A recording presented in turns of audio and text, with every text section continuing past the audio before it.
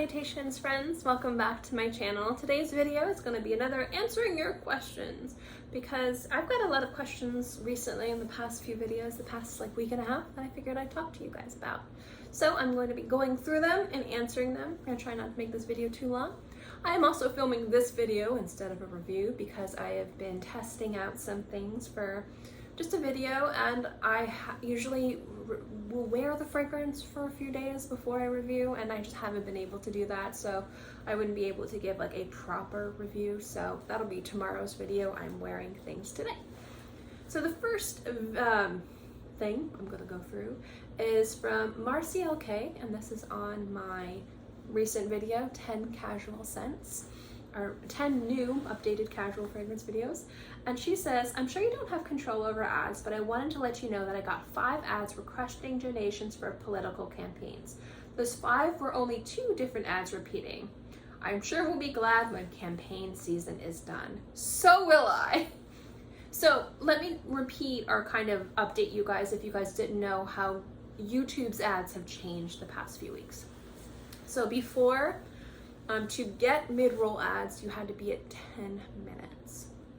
And now videos are at 8 minutes. So now shorter videos are getting mid-roll ads and longer videos are getting even more ads. And those are all going to be retroactively added, I don't know if that's the right word, to older videos. So there are going to be more ads on, kind of sit around and get comfy, hi, on videos. I myself have always tried to keep at least reviews to under 10 minutes. I do tend to talk a lot, like a lot. So I'm trying to do better. I was getting good at getting it to 10 minutes.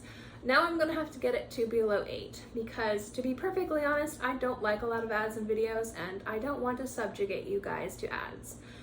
So I'm gonna do my best, at least for my single reviewed videos, to have them below 8 minutes, but do bear with me as I get used to talking less and less and less.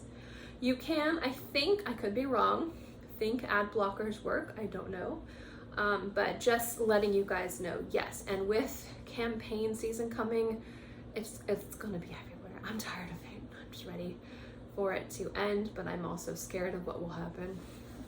But yeah, so that's why the ads have changed, if you've noticed on my videos or other people's videos and things like that.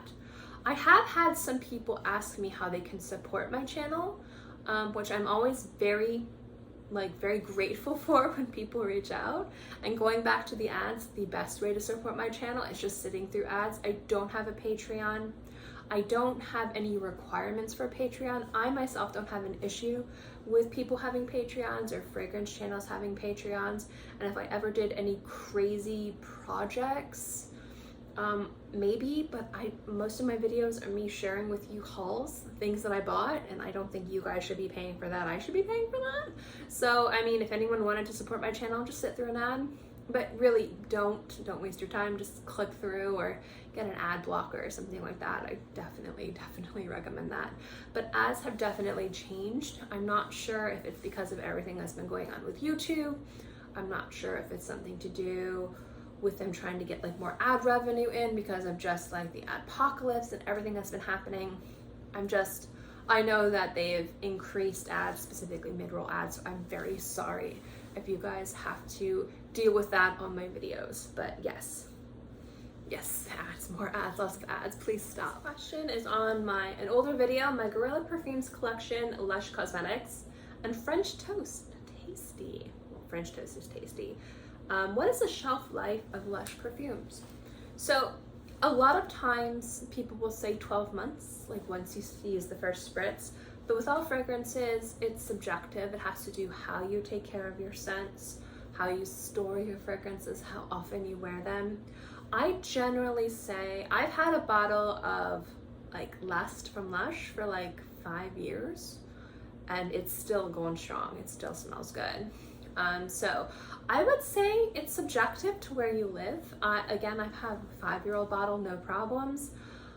I would say if you keep them ideally in a dark, cool place indefinitely, the top notes might lay off, but you probably could get like 5 or longer years from them. Most people will wear through those fragrances before that, especially since Lush tend to kind of really focus on their smaller bottles. They do have larger bottles, but I think most people go for the smaller ones. So if you wear it, it should last you a year, but I've had no issues with bottles I've had for 2 to 3 years. So I can't sit here and say it's going to last, you know, like a year to 5 years, but I have a 5-year-old bottle of Lush and it still smells excellent and just as good as it did in the initial beginning. So there's that. But again, it depends on how you store it and your environment and how often you wear it and all that stuff. Comment is from my video talking about what makes a perfect scent, and this is from an amazing, and I mean ridiculously amazing reviewer, My World of Fragrance. Go check out her channel. Her reviews, she's like one of the best. So good. And she said, interesting topic. For me, fragrances are ones that evoke a memory or emotion. That's when I can't be without them. And I agree. Personal definitions of perfection vary from person to person. For me personally, perfection does have to do with the creative aspect and how it affects the world around it. And that's why I used Chanel No. 5 as an example, because not only has it been an iconic fragrance for decades, it is still a symbol of luxury and refinement, even amongst people who think it's a gross fragrance. People can still say, well, I think it's horrible, but it's Chanel. And there's something about that kind of branding on pop culture, just I think is something that transcends more than just scent.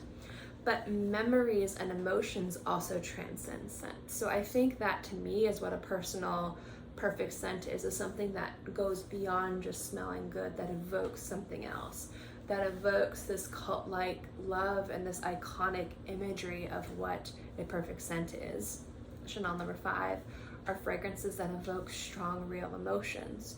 So I definitely agree wholeheartedly with that. So yeah, you'll have to excuse me, I have a cat running around, so he's kind of distracted me a little bit. So Tara K says, my 10 fragrance houses to start your niche perfume journey. She agrees with me. Tara K says, I have the same problem with some Jo Malone fragrances. Blush, Suede, and Peony. I can never say that word right. My mom constantly tells me you say it wrong. Hi. It goes so bad on me, but smells so nice in the bottle. Frustratingly, it is one of the only Jo Malone fragrances that has amazing lasting power on me. So I don't know what it is about Jo Malone scents, if it's just the notes or something in the composition, that like half of the fragrances turn sour. And I actually had somebody in one of my videos when I was reviewing Jo Malone or talking about Jo Malone, they're like, but didn't you say like they turn sour on you? Half of them do. The fragrance I always reference whenever I talk about this is grapefruit. I love the way that smells. And I've smelled it on other people and it smells so good. It smells rancid on me. And I am so disappointed. So my skin is actually a great canvas for scents. Like I pull off fragrances. I think that's why I like scents as well as I do, because a lot of things just smell really amazing on me. It's luck of genetics. You know, I might not have gotten lucky in genetics in anything other than being a good canvas for scents, and that's fine. I'm okay with looking like a potato and smelling good. That's fine. But there's something about Jo Malone fragrances that don't just smell bad, they smell sour and rancid on my skin. But I know it is my skin and not the scents. And it pains me because some of these fragrances smell so amazing on other people, are so amazing on strips, and I know that if they just smelled like they did on everybody else, they would probably be favorites of mine. I guarantee you, if grapefruit smelled good on me, it probably would be my favorite Jo Malone fragrance. Like there's just something about that smell that is perfect, and where I live, you know, the environment that I live is just perfect, but on my skin, it's sour. It just smells like a grapefruit that's been sitting in a hot parking lot for a week, and you're just like, oh no thank you. Here's pen from an older video, fragrance review, Elizabeth and James Nirvana perfume collection. This was like the first one I did a very long time ago, years and years and years ago. They write, writer's pen 010 or 010, I'm not sure exactly the right way to say it. They write, I feel so called out for still being a bit of a fragrance noob, and I love the term noob. I like to think you're a gamer like me. and preferring simpler fragrances. Honestly, for me, the heavier, more complex ones trigger my migraines and just smell like old ladies. It depends on the fragrance, of course, but I find perfumes stronger than Nirvana White to be too in your face. I just want to be able to smell my perfume on myself and carry a soft cloud throughout the day of what I'm wearing. Because of this, I lean towards eau de toilettes instead of eau de parfums, but I like that Nirvana White is an eau de parfum that I can wear without feeling overwhelmed. So a lot of people feel a certain way about compositions, where fragrances lean and go. They think that very complex fragrances like chypres and oriental scents smell, dated. And I think that there's nothing wrong with not liking something and not wanting to smell that way. So don't ever feel bad because you don't like those more complicated, nuanced, very involved compositions. There's nothing wrong with that. There's nothing wrong with wanting to smell how you want to smell, whatever the case. If you want to smell like with a more intimate, personal scent that's light and fresh and minimalistic, there are so many amazing, beautiful, artistic scents out there that are just gorgeous that won't overwhelm or overpower you. And I think that's why the Elizabeth and James fragrances became so popular, and they're still popular. I mean, I love them. I sold a few bottles. I want to repurchase them because I think they're fantastic. But the minimalism really lets the beauty and the integrity of each of those distinctive notes shine. And there's a beauty in a simple song. If you hear one person play an instrument and you can just hear the chords and the melody and you can feel the emotion that one specific instrument invokes, and then you can listen to a symphony. And I think some people prefer the loud, complicated music of symphonies, but some people just really like just sitting down and appreciating that one instrument. And that's kind of what scent is to me. Scent to me really invokes the other senses of taste and hearing and ears, because they are a motive sensory. I mean, sight as well, but I find it really interesting to compare scents to sound and taste. And for me, when you listen to or you smell a very complex composition, you're experiencing a symphony, you're experiencing a song that has a lot of involvement in it, but you don't need all that involvement to create something that has impact or is beautiful or is artistic. There is a beautiful to minimalistic fragrances, just like there's a beauty to very complicated scents. It all comes down to personal preference. And I think ultimately nobody should ever feel bad for personal preference in scents. You should never feel called out or bad because you like lighter scents that aren't so much in your face, that, to your nose might smell very dated, and that might be something that you absolutely abhor. There's no right or wrong way to wear scents. I mean, some people might say that there's wrong ways to wear scents, but that's definitely not one of them. The same for people who enjoy more complex fragrances. I would say the same thing for people, who, are men who like to wear women's scents, or women who like to wear men's scents. There's no wrong. Can I speak today? The answer is no. There's no right or wrong way. So don't ever feel bad about that. But I would say if you like Nirvana White, if you have the opportunity to try French Gray, it is amazing. It's so good. But the Elizabeth and James fragrances have a beauty to the minimalism, but there's still kind of a little bit of complexity in there. So I can see them being like just on the line for a lot of people, but they are great scents just in general. Last question is on sharing my entire Lancome fragrance collection, and this is from JD.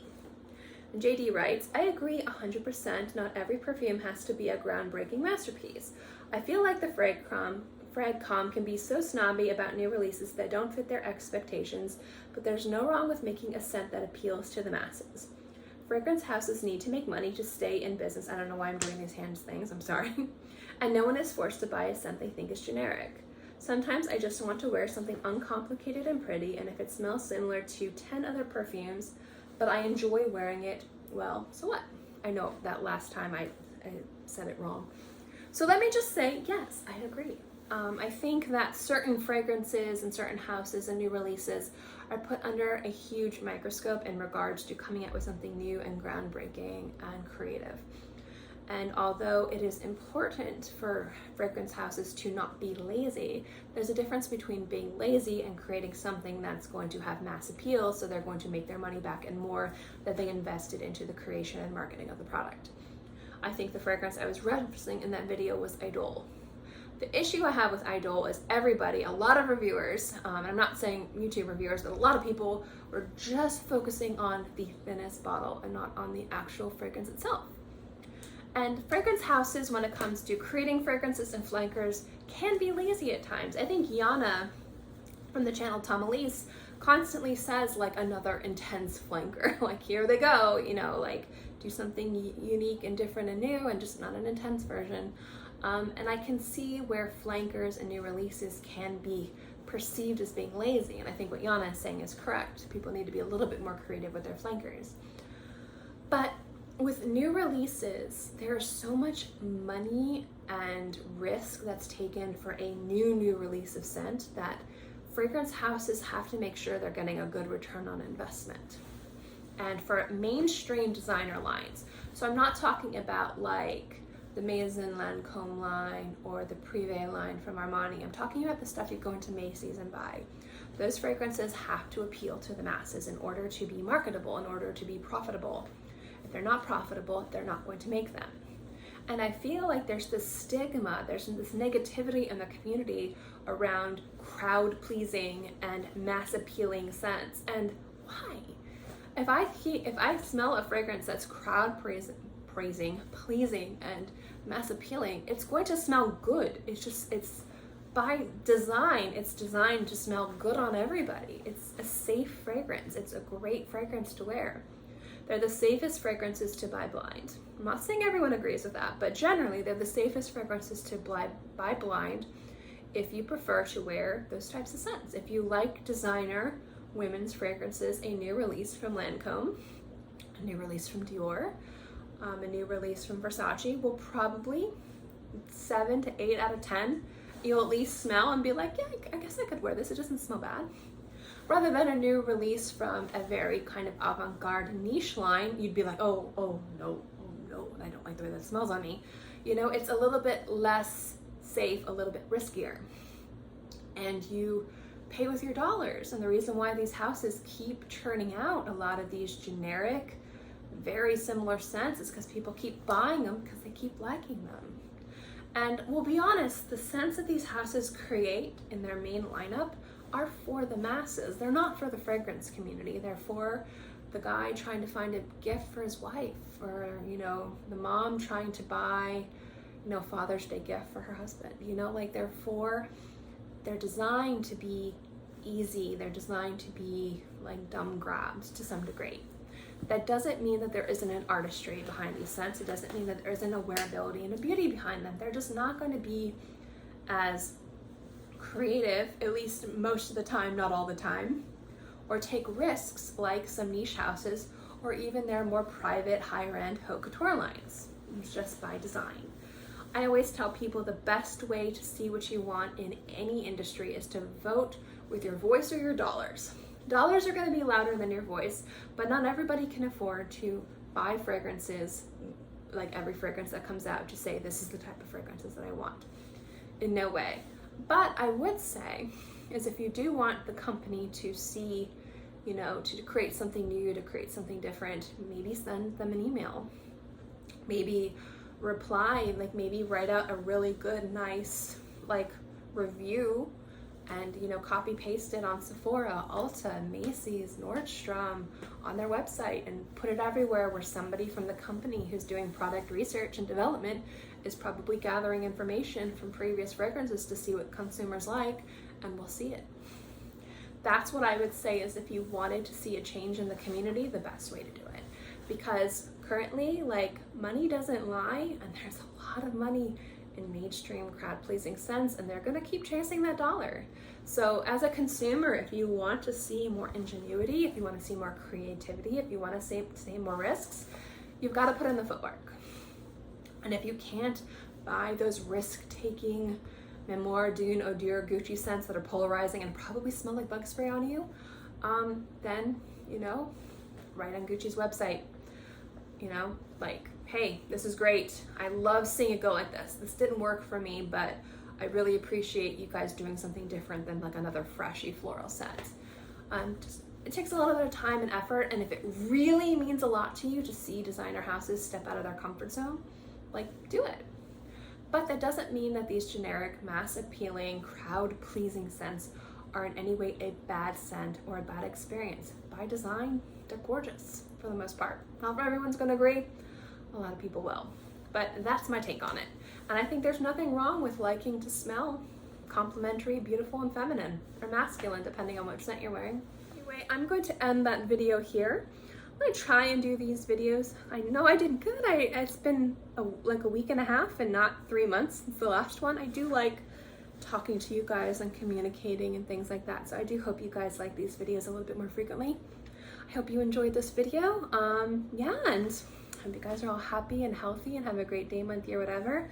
If you have any questions or comments you want me to answer, let me know in the comment section below. I'll take some time and answer any other questions or maybe expand upon anything I've said in this video. As always, guys, thank you so much for watching this video. I hope you enjoyed it. Don't forget to like and subscribe. I love seeing this channel grow. And I'll see you guys next time. Bye.